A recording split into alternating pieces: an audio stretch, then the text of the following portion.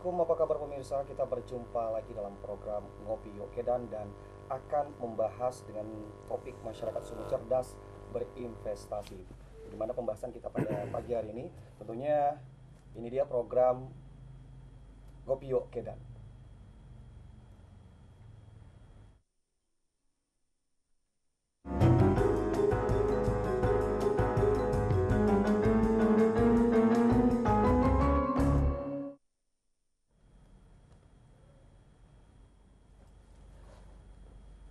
Ya pemirsa, seperti halnya tema kita hari ini masyarakat sumber cerdas berinvestasi. Saya akan memulai ngobrol bersama dengan kedua para narasumber yang luar biasa pada pagi hari ini dan nantinya bisa bertanya-tanya seputar investasi. Bagaimana sih kalau mau berinvestasi, terus apa itu pasar modal? Dan Anda nantinya bisa menghubungi melalui nomor interaktif kami di 0811 867 1660. Ya, baik. Di sini kita sudah bersama para narasumber yang luar biasa. Tentunya di sini ada Bapak Khoirul Mutakin selaku Kepala OJK Provinsi Sumatera Utara. Iya. Dan apa kabar Pak? Gimana Baik, kabarnya hari ini? alhamdulillah. Alhamdulillah. Di luar hujan gimana Pak? Iya, tadi cuaca ya. Cuaca Pak, jadi agak macet ya Pak. Jadi ya, biasalah Pak, dari Iya. Sumatera Utara. Dan tentunya ini bersama juga di samping Pak Khoirul ada Bapak Muhammad Pintor Nasution selaku Kepala Bursa Efek Indonesia Perwakilan Sumut. Ya, Apa kabar Pak? baik, alhamdulillah. Terima Ya, kasih, baik, Pak. Bang Nah, Budi. baik, kita langsung saja ngobrol Ya. bareng bersama dua narasumber kita, yaitu, nah ini Pak, investasi Pak Khoirul. Kita sering mendengar istilah investasi dan ketertarikan terhadap investasi dari masyarakat ini makin tinggi ya Pak. Iya, iya. Nah, jadi sebenarnya investasi dalam hal ini seperti apa sih Pak Khoirul? Boleh dijelaskan sedikit? Iya, iya. Terima kasih pertanyaannya dan juga senang sekali bisa gabung ini di iNews pada pagi hari ini di Medan. Baik, bicara mengenai investasi ya, pemirsa sekalian, memang setiap orang, setiap keluarga atau bahkan setiap perusahaan itu pasti punya rencana planning untuk pengelolaan keuangannya. Iya Pak. Ya, pengelolaan keuangan itu kan ya terdiri dari penerimaan, pengeluaran, dan salah satunya memang seseorang itu memang perlu melakukan investasi karena dalam kehidupan dia pasti butuh satu pembiayaan ya selain yang rutin, yang sewaktu-waktu. Nah, investasi ini penting karena nanti terkait dengan planning dari dia sendiri. Saya mau untuk pensiun nanti atau untuk biaya sekolah anak, untuk cadangan, untuk liburan, untuk tabungan hari tua dan lain sebagainya. Nah, investasi ini tentunya kalau di kami OJK selaku regulator dan pengawas industri jasa keuangan bisa disampaikan ada berbagai macam investasi ya.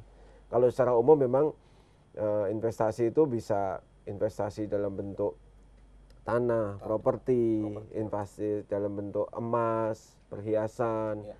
atau investasi dalam bentuk suatu berharga. Misalkan di pasar modal ada saham, ada obligasi, ada sukuk, ada reksadana, sampai dengan nanti yang terakhir ada yang namanya misalnya sekarang ini aset digital, kripto. Kripto ya Pak. Ya, itu pilihan-pilihan investasi. Itu sebagai pengantar untuk bagaimana berinvestasi. Nah, Ya. investasi. Nah, kenapa harus investasi nih Pak? Iya. Emang menabung saja tidak cukup nih? Ya, gini ya, kalau menabung juga sebenarnya bagian dari salah satu manajemen keuangan ya. Ya. Tapi jika seseorang ini menginginkan satu pendapatan yang lebih, investasi yang lebih, tentunya akan banyak pilihan. Yang pertama misalkan investasi kalau untuk di perbankan bisa deposito, misalkan deposito. Deposito ini memang investasi yang aman apalagi ada jaminan dari pemerintah untuk nilai tertentu. Namun memang returnnya memang ya masih dianggap kecil lah, karena tapi dia aman juga ya untuk dalam jumlah tertentu. Kemudian ada juga investasi yang lain yang lebih tingkat returnnya atau imbalnya akan tinggi, tapi tentunya dengan risiko tinggi. Nah, ini perlu perencanaan, perlu pengetahuan. Jadi orang tidak asal investasi. harus disesuaikan dengan bagaimana profil dia, kebutuhan dia. Iya, benar. Apakah saya butuh investasi tapi saya butuh sewaktu-waktu untuk jangka pendek nanti bisa digunakan, atau jangka menengah atau jangka panjang. Jadi pada intinya memang harus ada pengetahuan, harus ada strategi untuk investasi itu sendiri. Gitu. Ya. Ya. Seperti tema kita hari ini, masyarakat Ya. Sumut cerdas Ya, berinvestasi. ya. Nah, bagaimana peran OJK dan Ya. BEI dalam meningkatkan literasi keuangan masyarakat Sumut nih, Pak? Ya. Boleh dijelaskan nantinya Pak Khairul dan Pak Siap. Gonta. Ya. Baik, kami di OJK memang sesuai dengan undang-undang kan memang bertugas salah satunya untuk literasi keuangan ya. Literasi itu apa? Kita mengadakan sosialisasi dan edukasi terkait dengan salah satunya terkait dengan investasi di sektor jasa keuangan. Nah, tugas kita memberikan sosialisasi, edukasi kepada masyarakat, kepada investor, bagaimana berinvestasi yang baik dan benar. Sekaligus kita juga memberikan guidance ya. Kita memberikan guidance bagaimana berinvestasi yang baik dan benar. Kita melakukan pengawasan atas produk-produk yang menjadi tujuan investasi. Kita melakukan pengawasan juga kepada pelaku-pelaku jasa keuangan yang mengeluarkan produk investasi. Sekaligus kita juga melakukan penegakan hukum. Jadi kita melakukan literasi, sosialisasi, edukasi. Kita juga melakukan pengawasan dan kita melakukan penegakan hukum. Baik, dari BEI sendiri. Ya. Ya, dari bursanya pasti Bang Rudi, kita bersama OJK sejalan melakukan edukasi juga, literasi tadi seperti yang Pak Takin sampaikan. Kita jalan melalui literasi ke kampus-kampus, ke SMA, bisa kita ke SMA-nya atau ke kampusnya, atau mereka yang berkunjung ke kantor kita. Nah, kita juga jalan sama OJK ke beberapa daerah, kemudian ada beberapa yang kita juga sosialisasinya itu di sosial media. Ya, jadi sejalan dengan OJK bisa kita yang membuat sendiri acara itu tersebut, atau nanti kita ngajak juga OJK dan teman-teman dari perusahaan sekuritas untuk memberikan edukasinya. Berarti dari OJK dan dari BEI sendiri udah Ya. langsung terjun langsung Ya. ke lapangan ya Pak ya, Betul. bukan hanya mereka bisa mengadu ke langsung ke kantor Ya. atau apa, langsung ini ke lapangan. Luar biasa banget ya. Betul. Baik, tahan dulu Pak, Ya. tentunya ini menarik banget ya. Tentunya kita akan break sejenak. Untuk itu pemirsa jangan kemana-mana, masih di Ngopi Yuk Kedan.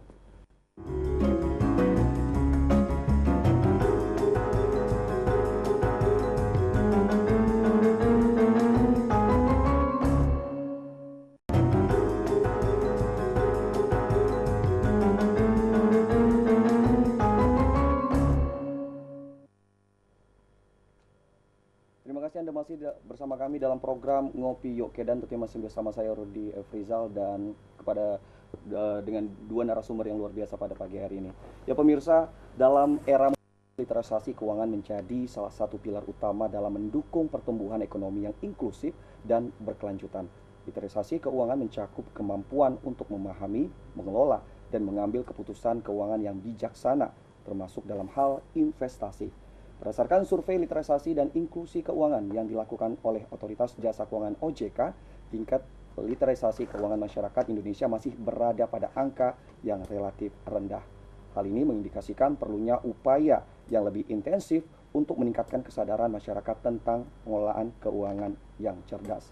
Dan tentunya kita akan lanjut ngobrol bareng bersama dengan dua narasumber yang luar biasa, tentunya dengan Pak Khairul Mutakin selaku Kepala OJK Provinsi Sumatera Utara dan juga Bapak Muhammad Pintor Nasution selaku Kepala Bursa Efek Indonesia Perwakilan Sumatera Utara. Nah, tadi Bapak sudah awalnya tadi udah kita berbincang jenis-jenis untuk investasi. Nah, boleh dijelaskan lagi Pak, mungkin ada pemirsa yang belum sempat menonton tadi, tiba-tiba sudah menonton. Nah, boleh dijelaskan Pak, apa saja jenis-jenis investasi yang tersedia di Indonesia, khususnya di Sumatera Utara ini Pak? Baik. Ya, terima kasih Bang Rudi ya.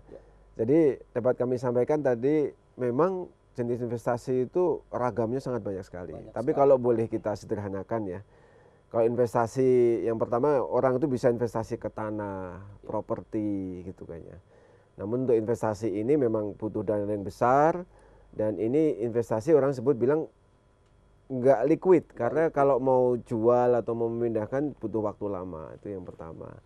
Kemudian yang kedua, investasi dalam bentuk emas atau mungkin perhiasan atau lain, ini juga jadi salah satu pilihan juga ya sebagai lindung nilai dan lain sebagainya. Dan yang ketiga, investasi di sektor jasa keuangan. Sektor jasa keuangan itu surat-surat berharga. Tadi kami sebutkan yang resikonya rendah, namun memang high risk, high return. Jadi kalau resikonya tinggi, memang returnnya akan tinggi. Kalau resikonya yang rendah, misalnya terkait dengan deposito, ini memang aman ya, memang aman. Kemudian yang lebih advance lagi, yang lebih berisiko tapi returnnya lebih tinggi lagi, mungkin surat hutang, terutama surat hutang dari pemerintah, obligasi atau baik obligasi maupun sukuk. Kemudian lebih itu lagi ada juga yang di pasar modal kita mengenal ada saham, ada reksadana, ada derivatif. Ya, ini lebih tinggi lagi returnnya tapi resikonya juga lebih tinggi lagi. Dan yang terakhir ini yang juga masuk dalam lingkup sektor jasa keuangan dan menjadi kewenangan OJK untuk mengawasinya ada terkait dengan keuangan derivatif, aset digital, kripto. Jadi mungkin akhir-akhir ini memang banyak di situ. Itu range pilihan investasi. Nah, tentunya itu harus dikembalikan ke masing-masing individu, bagaimana kebutuhan dia, profil dia. Tapi yang penting itu tadi harus paham betul mengenai jasa keuangan, produk-produknya. Nah, ini kuncinya adalah di bagaimana kami bertanggung jawab. Tadi sudah disampaikan oleh Pak Pintor juga melakukan edukasi, sosialisasi untuk menaikkan nilai literasi kita. Ya. Nah, pasar modal. Iya. Nah, tadi Bapak menjelaskan tentang pasar modal ini. Iya. Saya juga penasaran juga Iya. pemirsa. Nih, untuk dari Pak Pintor sendiri. Ya. Nah, mengapa investasi di pasar modal itu menjadi pilihan menarik, Pak? Ya, sebagai industri yang sudah mature bisa dibilang ya, kita regulasinya juga sudah sangat ketat gitu. Jadi kenapa pasar modal bisa jadi pilihan? Ya banyak sekali sebenarnya keuntungan masyarakat bisa berinvestasi. Nah, sesuai dengan konsepnya pasar modal sendiri itu adalah untuk investasi jangka panjang gitu. Jadi ini bukan untuk yang instan. Nah, dari itu para investor atau calon investor bisa menetapkan tujuan jangka panjangnya. Seperti contoh misalkan dia ingin mensekolahkan anaknya nanti kuliah di mana. Nah, ada alternatif sebenarnya, bukan alternatif, pilihan lah kalau kita bilang. Berinvestasi yang sesuai undang-undang, regulatornya ketat, peraturannya juga sudah mature, regulasinya juga udah mature gitu ya. Pasar modal ini memberikan pilihan yang tepat. Kenapa gitu ya? Pertama, kita di bawah pengawasan OJK, itu udah jelas. Kemudian keuntungan yang kedua, ini udah mudah sekali dijangkau karena sudah ada teknologi yang membantu gitu. Jadi tidak harus di kota besar. Kemudian yang ketiga, investasi di pasar modal ini sudah sangat terjangkau. Hanya dengan modal 100.000, para calon investor sudah bisa memulai untuk berinvestasi di pasar modal. Saja, Pak, mulai dari 100.000 opening account di saham itu sudah bisa. Gitu. Nah, pasar modal dan apa perbedaan itu pasar modal dan jenis investasi lainnya seperti emas atau properti ya Pak? Boleh jelaskan nih Pak Hero. Iya. Perbedaan antara pasar modal dengan yang investasi lain seperti emas.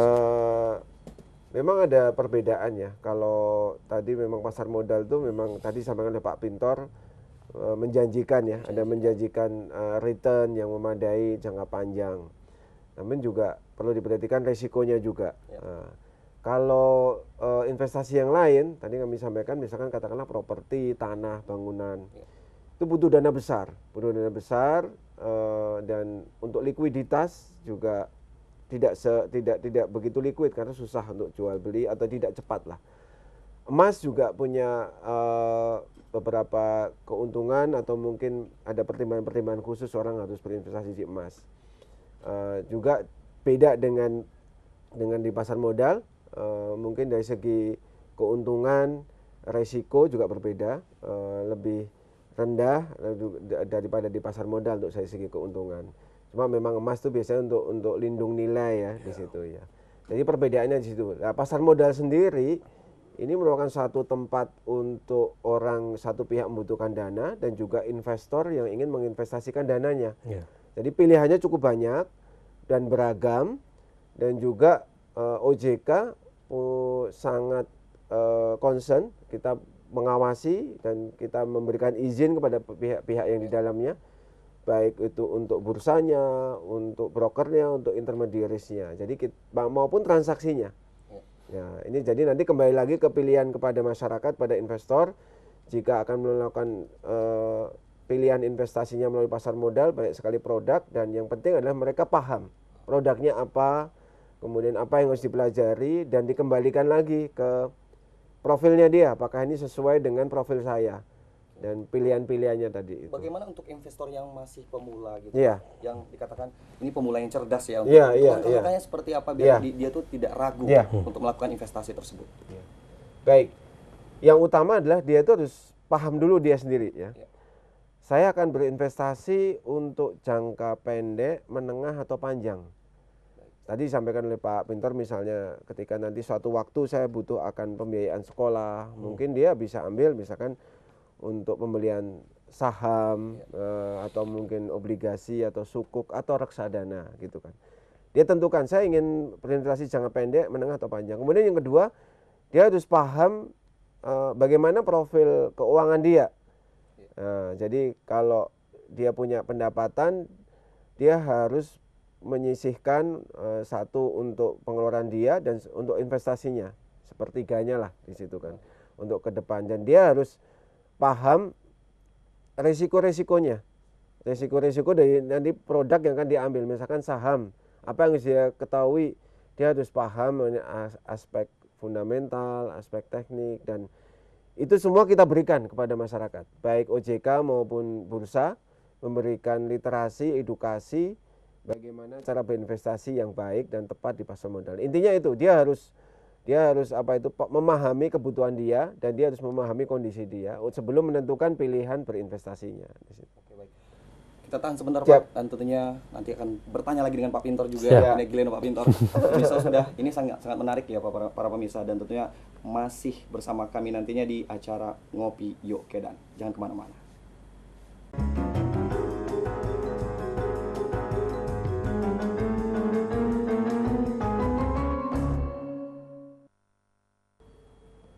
Ya pemirsa, tentunya masih bersama saya Rudy Efrizal dalam program Ngopi Yuk Kedan, dan melanjutkan pembahasan dengan dua narasumber yang luar biasa di samping saya, yang kelihatannya ini pembahasannya sangat seru ya para pemirsa. Dan tentunya saya ini giliran Pak Pintor. Ya. Nah, apakah ada simulasi atau aplikasi yang dapat membantu masyarakat belajar tentang investasi sebelum benar-benar terjun ke pasar modal, Pak? Ya, ada. Dari Bursa Efek Indonesia sendiri kita punya satu aplikasi yang membantu masyarakat untuk mulai berinvestasi, namanya IDX Mobile. Nah, IDX Mobile ini free, bisa di-download di Play Store atau di App Store langsung dari HP masing-masing masyarakat. Nah, di situ nanti masyarakat bisa melihat, bisa juga untuk mulai belajar seperti virtualnya. Jadi ada menu virtualnya, kita daftar kayak biasa, buka akun, terus kita bisa ngecek juga nih. Nanti kalau jadi seorang investor yang fundamentalnya bagus, kita bisa buka laporan keuangan di situ, kita baca. Terus kalau kita mau belajar secara teknikal, kita juga bisa baca nih indikator teknikalnya seperti apa. Jadi aplikasi IDX Mobile itu membantu masyarakat sekali sih gitu. Nah, berarti udah ada aplikasinya ya Pak ya? Sudah. Nah, pemirsa tadi sudah mendengar. Dan tentunya ini langsung bertanya lagi dengan Pak Khairul. Ya. Bagaimana cara masyarakat mengidentifikasi investasi yang aman dan legal, Pak? Dan karena kan kebanyakan nih kan Pak, banyak sekali nih masyarakat kita yang menjadi korban-korban pinjol gitu ya Pak ya. Nah, bagaimana tanggapan Bapak soal masalah seperti itu? Ya, kembali lagi ya, dalam berbagai kesempatan kita selalu sampaikan kepada masyarakat, kepada teman-teman, agar setidaknya dia menggunakan prinsip 2L itu, legal dan logis. Legal dan logis. Jadi ini satu legal. Jadi yang pertama cek dulu nih, ini ada satu pihak atau orang menawarkan suatu produk investasi. Cek dulu apakah dia terdaftar di OJK ataukah dia udah listing di bursa atau di tempat lain ya. Jadi ini yang kadang masyarakat lupa ya. Atau bahkan banyak juga pihak yang asal tempel kan, ini udah terdaftar di OJK, Karena dapat banyak sekali izin. iklan-iklan yang Betul, memang betul. mengatakan ini sudah terdaftar di OJK, Ya, tapi ternyata tidak ada gitu. Iya. Betul. Jadi yang pertama harus cek legalitasnya. Dan bagaimana cara ngeceknya sangat mudah. tinggal telepon 157 aja. 157. 157 call center, nanti bisa cek apakah ini satu lembaga ini oke atau terdaftar, berizin atau tidak. Itu yang pertama. Bisa juga lewat saluran WA ya, 081 157 157 157. Itu paling mudah. Atau lewat gampang diingat ya, ya Pak. kalau mau email juga bisa, Bisa. konsumen@ojk.go.id. Iya. Jadi cek dulu legal nggak ini. Kalau sudah legal, atau satu lagi faktor tadi 2L, legal dan logis nggak penawarannya. Jadi seringkali kita di masyarakat itu ada orang menawarkan, ini saya tawarkan satu produk investasi dan Anda akan dapat keuntungan fix setiap bulan sekian persen. Iya. Nah, ini tentunya nggak make sense, nggak logis lah. Kita samakan aja coba tadi dengan tabungan deposito atau mungkin bagi hasil ya, kalau syariah itu rata-rata berapa persen. Jadi dia kok berani menawarkan pengembalian imbal jasa fix dan sekian dan sangat besar. Itu nggak logis. Apalagi misalnya kita tanya ini produk apa, dia nggak bisa menjelaskan. Pokoknya asalnya udahlah percaya aja, pokoknya gabung aja, bayar dulu nanti dapat itu nggak logis, dan dia nggak bisa menerangkan bagaimana sebenarnya produk yang ditawarkan itu apa, underlyingnya apa, dan seringkali mereka itu sifatnya buru-buru kan, memburu-buru kita kan gitu kan. Ayolah cepatlah, ini besok ini kesempatan terakhir nih, besok nggak ada lagi. Nah, kayak semacam itu. Jadi kembali lagi masyarakat harus bersifat 2L tadi, legal dan logis, cek keabsahannya, legalitasnya, dan dia logis atau enggak. Itu yang harus lebih, masyarakat kita harus lebih waspada, apalagi betul, masyarakat yang betul, bagian pedalaman ya Pak. Betul. Ya, betul, menjadi korban gitu. Iya, ya. betul. Nah, itu termasuk tadi ciri-ciri investasi ilegal yang perlu diwaspadai. Betul, ya, betul. Pak ya. Nah, bagaimana peran OJK dan BEI dalam melindungi masyarakat selaku investor dari tindakan penipuan investasi? Boleh dijelaskan dari Pak Khairul dulu, setelah itu baik. Pak Pinto. Jadi tadi saya tambahkan, selain tadi nggak logis, nggak jelas apa itu bisa menjelaskan produknya apa, dia juga biasanya kadang-kadang modusnya pakai member get member itu. Member get member, jadi udah saya dapat member tapi nggak jelas nih sebenarnya apa yang didagangkan, dan tadi dia sifatnya kayak memaksa gitu, dan seringkali kan nggak enak kayak nawarin teman sendiri dan lain sebagainya. Justru itu upaya kita tadi yang jelas satu tadi tetap ya, kita literasi, edukasi, kita sosialisasi. Tadi buka jalur channel tadi, terus kemudian kita sosialisasinya menyeluruh sekarang kepada kerjasama dengan BEI, dengan yang lain juga, ke sekolah-sekolah, ke pesantren, ke pemerintah provinsi, kabupaten. Dan kita punya namanya, kita kerjasama dengan pemerintah provinsi di Sumatera Utara ini 33 kabupaten, dan pemerintah provinsi itu dengan TPKAD, Tim Percepatan Akses Keuangan Daerah. Kita kerjasama di situ.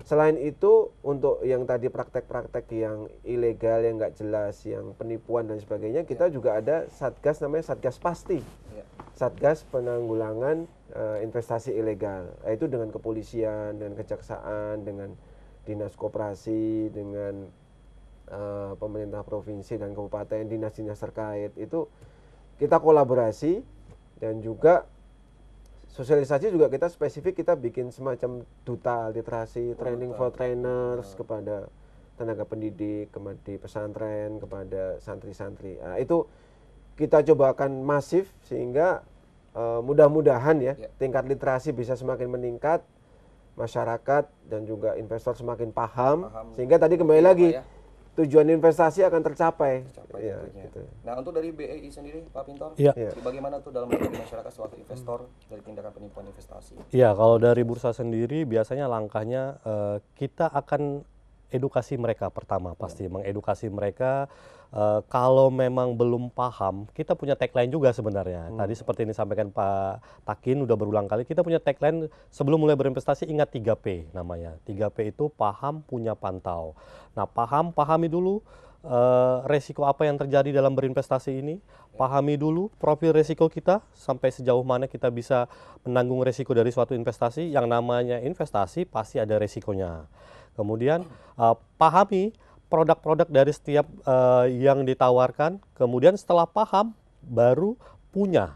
Nah, setelah punya, kalau kita udah paham tapi kita nggak punya kan itu juga impossible ya. Jadi cuman tahu doang, nggak prakteknya gitu. Nah, kalau sudah punya, nah apa nih yang harus dilakukan? Nah, tidak hanya memiliki habis itu dilepas. Nah, ada pantau namanya di sini. Nah, pantau di sini calon investor atau investor yang sudah jadi investor, dia bisa pantau tidak harus 24 jam gitu. Jadi karena di pasar modal ini transaksinya tidak 24 jam. Jadi kita ada hari dan jam bursa. Nah, yang dipantau apa nih? Pantau informasi apa yang terjadi dari global, dari nasional, gitu. Kemudian dari si perusahaan yang kita beli sendiri. Nah, kalau dari kami biasanya kalau memang belum paham, kita nggak maksain gitu. Kalau bisa jangan mulai berinvestasi kalau Anda belum paham benar gitu. Kita sampaikan seperti itu. Kalau udah paham baru. Nah, caranya gimana biar paham? Kita biasanya ajak, yuk kita punya sekolah pasar modal, kita punya webinar biasanya sama OJK juga. Kita punya edukasi banyak mau di lingkungannya, komunitasnya, di kampusnya atau apa, kita punya. Tinggal undang aja dan kita free kok gitu dari OJK dan Saya Bursa. juga penasaran nih Pak, Bapak Ya. mengedukasi untuk terjun ke lapangan. Nah, Ya. ini boleh tahu di daerah mana saja Bapak udah contohkan gitu? Wah, udah Galeri ban- investasi ya. Wah, Kita udah banyak sekali, 33 kota kabupaten kita udah ke Nias pernah, Pernah kita ke udah Nias. ke Mandailing Natal yang paling ujung, kita udah ke Sidempuan, ke Binjai, ke Langkat, kemudian udah hampir semua kota kabupaten sih yang ada di karena- Sumatera Utara. ya, apalagi khusus yang bagian pedalaman ini kita Ya, kunjungi perlu Pak, perlu Itu ya. memang Terutama yang daerah 3T ya itu. Nah, itu yang perlu kita memang edukasi karena di sana tuh uangnya banyak. Cuman uang banyak, pengetahuannya yang tapi nggak tahu belum. cara penggunaannya Betul, ya, Pak, ya. betul. Benar sekali ya. Waduh, menarik banget ini ya Pak. Nah, untuk pertanyaan berikut ini Pak, program atau inisiatif apa yang telah dilakukan oleh OJK untuk meningkatkan literasi dan Ya. inklusi keuangan di daerah nih Pak? Ya. Boleh dijelaskan Ya. Pak Irot? Baik. Kita punya banyak program ya. Di tahun 2024 sendiri kita udah laksanakan sekitar 130 kegiatan nih. 130. kegiatan. Jadi audiensnya sekitar 27.000 lah. Dan banyak dari itu juga kerjasama dengan perwakilan bursa di tadi sebutin di 33 kabupaten kota. Bursa juga punya galeri investasi di kampus-kampus. Bahkan kita rencana tahun ini akan buka juga, bukan cuma di kampus, di kantor-kantor pemerintahan juga kita juga rencana mau buka juga. Jadi itu yang udah kita lakukan. Terus kemudian kita bikin training for trainers Baik. buat tenaga pendidik, guru, kemudian di kalangan pesantren juga, pesantren karena ini mereka nanti akan terjun ke lapangan di masyarakat, jadi frontlinernya juga. Kemudian kita bikin edukasi juga karena eranya digital ya, kita lewat sosial media juga. Jadi kita bikin podcast, ada Instagramnya OJK Sumut, itu banyak banget informasi di situ. Silahkan follow Instagramnya Sumut, OJK Sumut, itu ada semua di situ. Podcast termasuk ini event di sini. Terima kasih juga iNews sudah menyediakan sarana di sini untuk ini salah satu literasi dan edukasi. Kemudian juga dengan pemerintah kota dan provinsi kita juga laksanakan kerjasama untuk literasi karena baik itu ASN semua kalangan, bahkan kita juga menjangkau beberapa spesifik target ya. Misalnya teman saudara-saudara kita yang disable ya, yang kaum difabel juga kita berikan sosialisasi edukasi karena mereka ada keterbatasan di situ. Jadi intinya semua sektor atau lapisan masyarakat kita coba masuk, kita jangkau untuk sosialisasi dan edukasi ini. Baik. Nah, pendapat daripada masyarakat itu sendiri waktu pada saat udah respon mereka Pak. Ya, jadi mereka sangat senang sekali ya, sangat excited, sangat tercerahkan dan menyampaikan apresiasi ya, karena memang ini yang dibutuhkan kan, karena sehari-hari mereka nggak tahu ya, tiba-tiba ada orang menawarkan produk gitu kan, atau bahkan asal ikut aja, ada temennya main saham saya ikut aja, saya nggak tahu, bahkan tadi sampaikan kalau mau transaksi saham harus tahu betul sahamnya itu apa, fundamentalnya kayak apa, bahkan kita bisa bantu teknikalnya juga. Menguntungkan bagi mereka juga. Iya, Sudah iya. dijelaskan. Oke Pak, ditahan dulu. Iya. Kita akan break sejenak karena setiap segmen ini sangat menarik. Iya. Penjelasan dari kedua narasumber yang luar biasa. Untuk itu jangan kemana-mana, masih di Ngopi Yuk Kedan.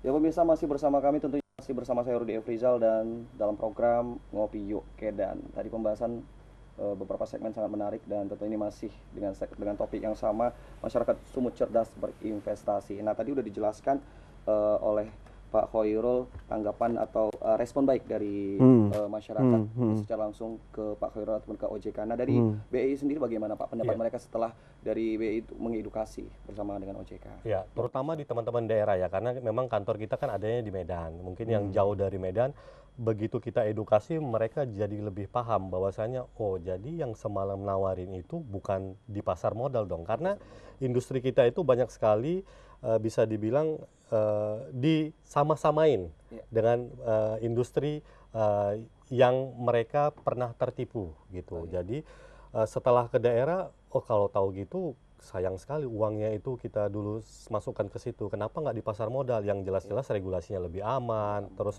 pengawasannya lebih ketat, produknya juga lebih jelas. Kalau di sana pengawasan tidak ada, tidak ketat gitu. Nah itu yang bikin kita juga jadi lebih senang sih gitu mengedukasi masyarakat di daerah khususnya, karena jangkauan mereka jauh dari kantor kita, kemudian pemahaman mereka juga terhadap teknologi belum tentu sepaham dengan yang di kota gitu. Nah dengan adanya kita ke daerah, masyarakat sih yang setahu saya hampir semuanya senang gitu, jadi lebih tahu lah dan lebih paham. Oh ternyata yang mereka tahu pasar modal ini bukan produk untuk orang-orang yang punya berduit saja gitu, karena ternyata 100.000 juga bisa.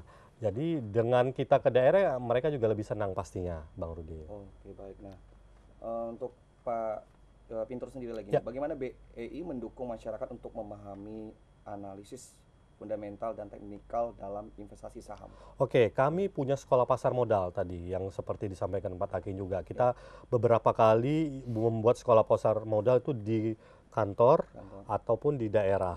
Nah, di sekolah pasar modal ini kita ada beberapa, sebenarnya dulu ada 3 level gitu ya. Pemahaman yang pertama itu terkait dengan pasar modal dan produknya. Kemudian yang kedua, setelah mereka jadi investor, mereka belajar membaca laporan keuangan, atau level 2 ini tingkat fundamental yang dipelajari. Nah, ini yang paling penting sebenarnya. Setelah fundamental mereka mengerti, masuk ke lanjutan yang ketiga, level 3. Dulu tuh ada tiga level gitu ya. Nah, level ketiga ini tuh technical. Nah, ini belajar indikator nih yang sering lihat di TV lah, naik turun naik turun. ya, Pak. Karena katanya harga itu bisa terbentuk dari harga-harga sebelumnya. Nah, di luar dari sekolah pasar modal yang kami buat, banyak juga sebenarnya teman-teman dari perusahaan sekuritas itu membuat sendiri juga pelatihan-pelatihan untuk memahami bagaimana fundamental dan teknikal, sehingga investor itu bisa lebih pintar dan lebih cerdas lah ya menjadi seorang investor di pasar modal. Di luar kami, bursa, kemudian sama OJK pastinya, teman-teman di perusahaan sekuritas ada beberapa juga mungkin dengan pakar-pakar yang sering membuat atau roadshow ke daerah. Mereka membuat seminar di daerah tentang teknikal dan fundamental. Jadi di bursa sudah difasilitasi, di teman-teman perusahaan sekuritas memfasilitasi juga, terkadang di komunitas mereka juga. Komunitas investor ini ada komunitasnya juga di Medan Ada gitu. komunitas gitu ya Pak ya? Ada. Jadi mereka sendiri pun terkadang membuat kelas sendiri dan mengundang kita untuk membuat satu tema mungkin tentang fundamental atau tentang teknikal gitu. Untuk masyarakat kita yang ingin sekolah pasar modal tadi, apakah ini ada biaya masuknya atau memang free? Free, Dan Bang Rudi, boleh tahu free. di mana lokasinya Pak kalau misalkan mereka mau belajar nih Pak? Ya, di kita itu free, 100% free. 100% Jadi free. biasanya kita buat itu di kantor kita di Jalan Insinyur Haji Juanda nomor A56, Simpang Sisingomaraja, Makam Pahlawan lah. Oh iya Simpang Pak. Makam Pahlawan. Nah, kita itu rutin buat sekolah pasar modal dan itu free. Di luar, misalkan kami kan jauh nih dari Medan, kita ada webinar. Webinar. Jadi ya mungkin ada jaringan tapi kami jauh dari Medan, silakan ikutin sekolah pasar modal online. Online. Ada online. Kemudian terkadang kami juga buat sekolah pasar modal itu di daerah kok. Nah, jadi tidak hanya di Kota Medan, kita sama OJK juga sering membuat sekolah pasar modal di daerah. Nah, kadang kalau nggak di daerah kita buat di galerinya. Galeri kita ada galeri tadi seperti yang Pak Takin sampaikan, ada 26 galeri investasi kami yang kerjasama dengan kampus. Di Nias kita ada, gitu, di Mandailing kita ada, gitu.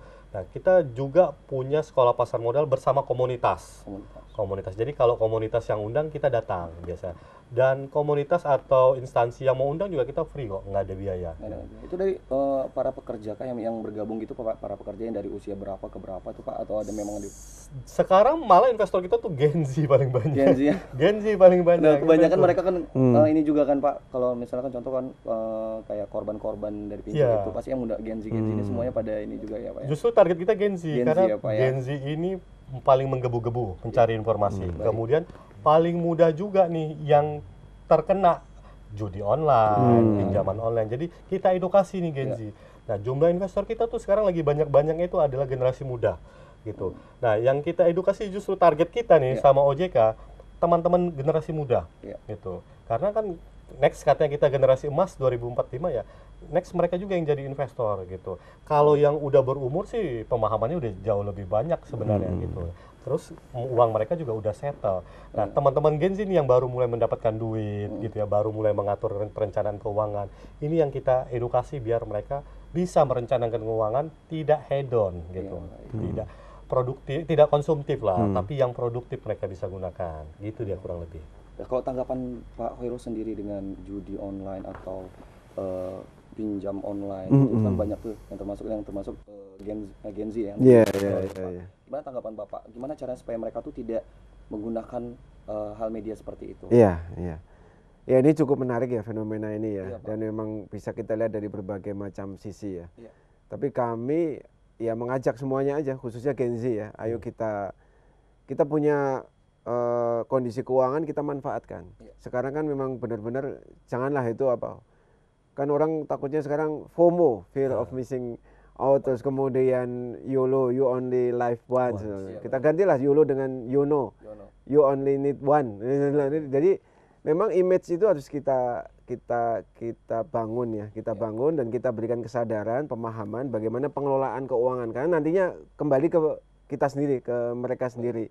Kalau kita bisa mengelola keuangan dengan baik, bisa kita investasikan, khususnya misalnya ke pasar modal, tentunya akan kembali ke mereka sendiri. Nah, itu apalagi sekarang itu ada judi online, ada pinjol ilegal. Sekarang pinjol juga namanya kita ganti, bukan pinjol lagi, tapi pinjaman daring. Jadi biar untuk mengubah stigma negatif. Kemudian juga investasi ilegal. Jadi kembali lagi teman-teman khususnya Gen Z harus berpikir logis dan juga harus berpikir ulang lah. Bagaimana dia menata hidupnya, bagaimana menata keuangannya, harus berinvestasi dengan baik dan benar. Tadi udah banyak sekali sarana untuk belajar di pasar modal ya. Ada aplikasi, ada latihan, itu harus kita manfaatkan. Dan kalau di OJK sendiri kalau pengen tahu lebih dalam mengenai investasi, bisa juga kita juga punya sarana pembelajaran. Namanya LMSku. LMSku, jadi ya lmsku.ojk.go.id. Bisa masuk ke websitenya OJK, nanti cek di LMSku. Di situ teman-teman masyarakat bisa lihat tadi bagaimana investasi, baik investasi di perbankan, baik non perbankan, dan di pasar modal juga. Kalau di pasar modal spesifik nanti bisa dengan Pak Pintor. Nah, seperti saya sampaikan tadi, pasar modal ini suatu wahana yang cukup menarik. Memang high risk high return, tapi ini cukup menjanjikan dan sangat menguntungkan apabila kita memang menggunakan pakem-pakem dan kita menggunakan berbagai macam analisis yang sesuai dengan profil kita dan kebutuhan kita. Terima kasih Pak atas penjelasannya. Kita akan break sejenak karena setiap segmennya sangat menarik penjelasan dari Pak Mutakin dan juga Pak Pintor. Jangan kemana-mana pemirsa, masih tetap di Ngopi Yuk Kedan.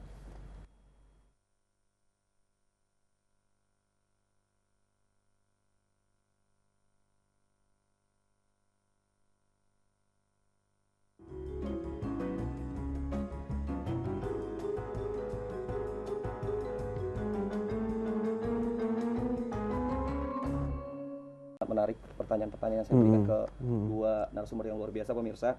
Nah, untuk Pak Pintor, nah bagaimana perkembangan minat masyarakat terhadap investasi saham selama beberapa tahun terakhir? Boleh dijelaskan Pak? Ya, 5 tahun terakhir ini investasi di pasar modal itu cukup menggembirakan bagi kami, terutama di saat COVID. Bukan berarti kita bersenang di atas penderitaan COVID gitu ya, tapi karena COVID juga penambahan jumlah investor kita itu cukup signifikan gitu. Kita penambahan investor selama COVID itu 1 tahun waktu 2021 itu penambahan investor kita tuh 1 juta investor. Ya. Yang mana waktu COVID justru investor kita paling banyak adalah generasi muda. Nah, karena mungkin karena kita di rumah aja waktu itu Iya, dan di tidak rumah harus tahu mau ngapa-ngapain. Dan memang kita sudah menerapkan namanya online dari dulu sebelum COVID ada. Jadi orang kerja dari rumah, kita investasi pun dari online itu udah lama gitu. Jadi minatnya alhamdulillah baik, kemudian selalu mengalami peningkatan, yang mana dari peningkatan ini kita lagi didominasi oleh investor muda. Baik. Nah, dan kalau dulu sebelum 5 tahun terakhir itu masih sangat terfokus atau tersenter di Kota Medan. Sekarang mulai nih daerah-daerah. Saya ingat sekali dulu waktu pertama kali ditugaskan Pak Takin, ada satu kabupaten yang cuma satu Pak jumlah SID-nya gitu. Jumlah investornya cuma satu. Nah, saya pikir malah mungkin ini bupatinya aja gitu. Bisa jadi kan gitu ya. Boleh tahu daerah mana nih Pak? Boleh dispilah nggak? Boleh ya. Baik. Nah sekarang begitu kita lihat data, nah, sudah lumayan lah gitu ya. Bahkan data yang satu itu dulu sekarang udah belasan ribu. Nah, jadi memang kita melakukan edukasi ke daerah udah menampakkan pertumbuhan yang lumayan. Sekarang jumlah investor kita sendiri di Indonesia tuh ada 15 juta investor gitu ya. Memang kalau dibandingkan jumlah penduduk yang 280 juta masih kecil, apalagi kalau misalkan dibandingkan dengan industri keuangan yang lain. Tapi itu memberikan pertumbuhan yang bagus ya. Dari 15 juta tadi di Sumatera Utara sendiri, dulu saya ingat sekali waktu pertama kali saya ditugaskan di sini jumlah investor kita tuh 15.000 Pak. Gitu ya, 15.000 investor. Sekarang udah 600.000 untuk Sumatera Utara sendiri, 600 ribuan. Jadi memang makin ke sini masyarakat kita makin cerdas, itu kita akuin memang. Orang semakin banyak teknologi semakin memudahkan. Berbanding dari tahun 2023 dengan 2024 bagaimana Pak? Nah kalau 2023 yang paling banyak penambahan investor kita itu adalah di COVID sebenarnya, 2020 ke 2022. 2023 memang udah mengalami satu klaster yang baru lah ya, karena kan kalau COVID kan itu nggak bisa disamain sebenarnya. Itu kejadian yang kita pun tidak mengharapkan itu sebenarnya. Cuman 2023 ke 2024 mengalami pertumbuhan. 2024 inilah sedikit mengalami perlambatan lah bisa dibilang, karena 2024 tuh banyak sekali sebenarnya yang membuat jumlah investor kita tuh tidak setinggi 2023. Pertama adanya perang dunia, mulai dari Rusia, Ukraina, kemudian Palestina, Israel. Kemudian 2024 kan tahun politik. Nah, banyak sekali investor atau calon emiten yang melihat ini wait and see lah untuk jadi seorang investor gitu ya. Tapi itu pun masih memberikan penambahan jumlah investor kita yang lumayan bisa dibilang gitu. Jadi cukup baik lah untuk saat ini. Nah, ini sekarang Pak Khairul. Nah, jika masyarakat sudah terlanjur menjadi korban investasi ilegal, apa langkah yang harus segera diambil nih Pak? Iya. Terima kasih, ini pertanyaan bagus sekali dan ini Bang Rudi, saya himbau juga kepada teman-teman masyarakat semuanya di Sumatera Utara ya. Jadi jika memang sudah merasa atau tahu ya, oh ini ternyata produk yang ditawarkan atau investasi yang disampaikan itu tidak benar, tidak berizin, segera hentikan aja. Segera hentikan, tapi semua dokumentasi, semua alat bukti dan sebagainya dikumpulkan, screenshot dan lain sebagainya, kemudian dilaporkan saja. Ya, tadi kami sampaikan kita punya Satgas Pasti ya, penanggulangan investasi ilegal, bisa disampaikan ke situ, bisa lewat kepolisian, bisa lewat APH yang lain, atau juga langsung ke OJK, bisa disampaikan ke call center 157. Kalau by WA bisa 081 157 157 157. Ini mudah diingat mudah-mudahan. Atau via email juga bisa, konsumen@ojk.go.id, atau datang ke kantor kami juga bisa. Kami di Gatot Subroto di situ. Jadi yang jelas kalau sudah memang aware itu segera hentikan, kemudian segera laporkan, gitu aja. Jadi cek sekali lagi dua tadi, coba saya udah investasi, saya cek dulu deh 2L tadi, apakah ini legal, apakah ini logis gitu. Itu yang utama. Ya, boleh diberikan tanggapan atau kesimpulan untuk pemirsa di rumah Pak. Baik. Tentang investasi ini sangat penting untuk masyarakat, dari Pak Khairul dulu. Ya, baik, terima kasih Bang Rudi. Melalui iNews kami sampaikan kepada Bapak Ibu teman-teman masyarakat sekalian, yang pertama, investasi itu merupakan suatu kebutuhan untuk pengelolaan keuangan kita, untuk masa depan kita, untuk kebutuhan tertentu. Itu yang pertama. Kemudian yang kedua, lakukanlah investasi dengan bijak, hati-hati, dan sesuaikan dengan kondisi kita, dengan profil kita. Dan jangan lupa ingat tadi 2L, ada berbagai macam pemilihan investasi, Dan salah satu pilihan investasi yang cukup menarik adalah di pasar modal kita, pasar modal Indonesia. Ada berbagai macam instrumen di situ, ada saham, ada reksadana, ada obligasi, ada sukuk. Kemudian sampai dengan yang terakhir juga ada yang terkait di OJK adalah aset digital, kripto dan sebagainya. Sekali lagi berhati-hati, tanya ke 157 jika ada keraguan, sesuaikan dengan profil. Dan ketika kita sudah memutuskan suatu investasi, kita harus konsisten dan disiplin. Jangan mudah terpengaruh, konsisten, disiplin, sesuai dengan guidance. Jadi itu aja pesan dari kami, mudah-mudahan sukses semua dan mudah-mudahan perekonomian Sumut semakin maju dan semakin jaya. Untuk Pak Pintor sendiri. Ya, kalau dari Bursa Efek Indonesia pastinya sebelum menjadi seorang investor biar cerdas berinvestasi, kita punya tagline 3P, paham, punya, pantau. Pahami dulu produknya, pahami resikonya, pahami profil resiko kita sendiri. Jangan berinvestasi jangan menggunakan uang pinjaman, apalagi pinjaman online. Setelah paham, punya. Nah, punyai produknya, apakah produk itu legal. Nah, itu harus dicek kembali ke websitenya OJK. Logis tadi produknya, kalau nggak logis, nggak usah, hentikan. Tadi seperti yang Pak Takin sampaikan. Paham, punya, yang ketiga pantau. Nah, pantau di sini bukan berarti harus pantau yang 24 jam, tapi pantaulah produk yang Anda beli. Kemudian aware lah dengan berita-berita informasi yang ada. Berita ekonomi, berita apapun itu yang mempengaruhi dari produk-produk yang Anda beli. Jadi dari bursa, mungkin kesimpulannya sebelum menjadi seorang investor yang cerdas, ingat 3P, paham, punya, pantau. Mungkin itu. Wah, itu udah harus harus diingat ya Pak ya, 3P. Iya, 3P. Baik, dan tentunya pemirsa sudah 1 jam kami menemani Anda dengan program tadi Masyarakat Sumut Cerdas Berinvestasi. Dan tentunya saya terima kasih buat Pak Khairul, Pak Pintor yang sudah memberikan edukasi akan pentingnya investasi. Ya, terima kasih untuk Anda juga pemirsa. Sampai jumpa. Assalamualaikum warahmatullahi wabarakatuh.